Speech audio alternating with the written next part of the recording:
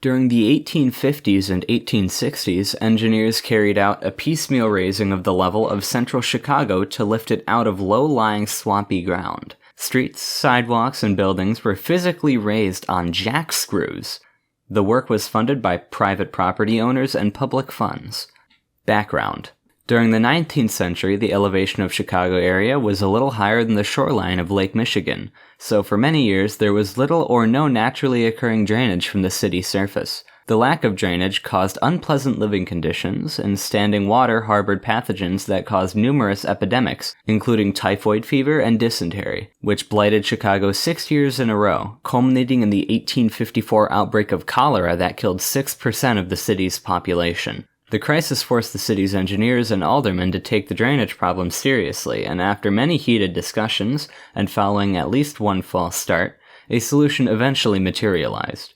In 1856, engineer Ellis S. Chesbrough drafted a plan for the installation of a city-wide sewerage system and submitted it to the Common Council, which adopted the plan. Workers then laid drains, covered and refinished roads and sidewalks with several feet of soil, and raised most buildings to the new grade.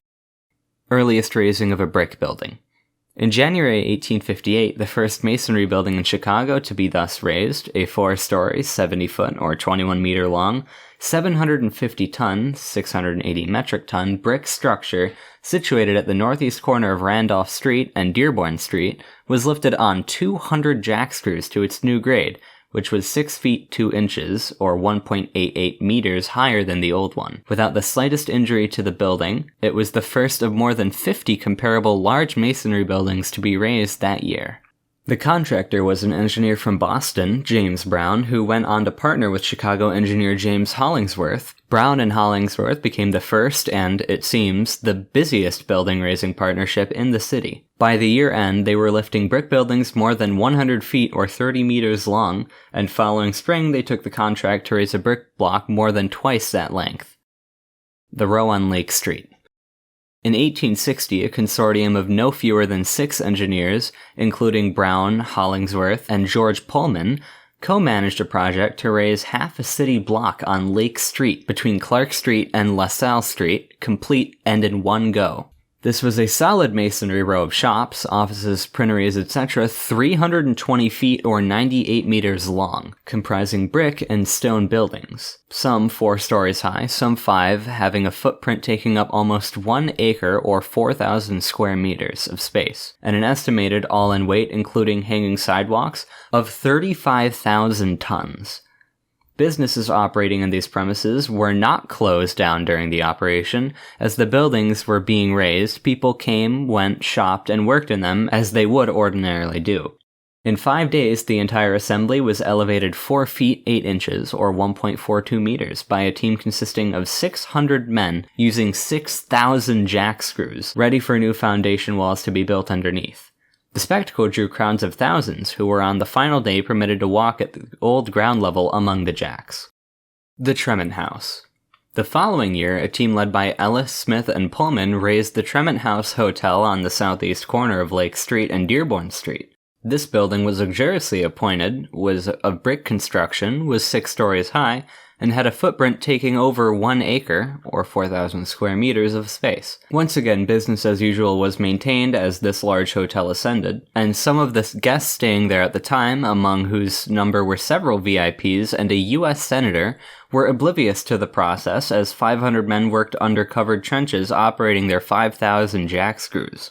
One patron was puzzled to note that the front steps leading the street in the hotel were becoming steeper every day, and that when he checked out, the windows were several feet above his head, whereas before they had been at eye level.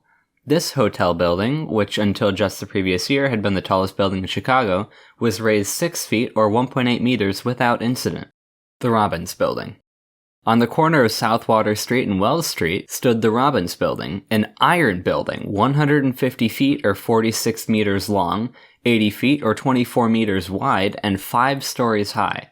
This was a very heavy building. Its ornate iron frame, its 12-inch or 305mm thick masonry wall filling, and its floors filled with heavy goods made for a weight estimated at 27,000 tons, or 24,000 metric tons. A large load to raise over a relatively small area.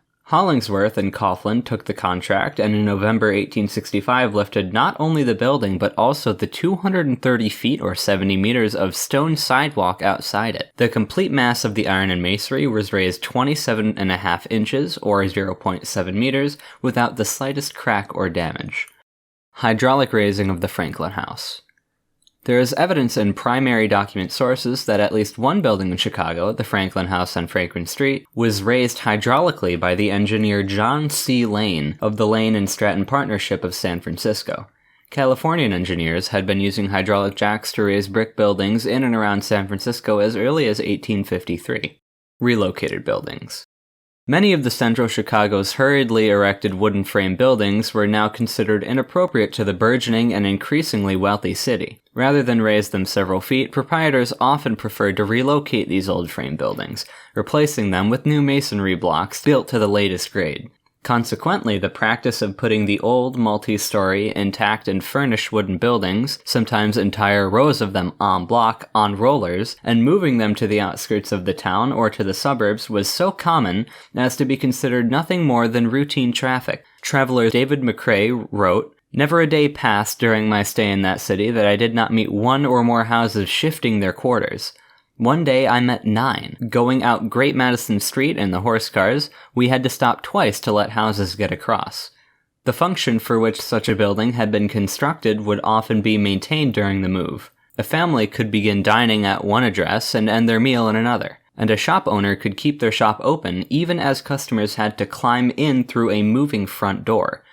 Brick buildings also were moved from one location to another, and in 1866, the first of these, a brick building of 2.5 stories, made the short move from Madison Street out to Monroe Street.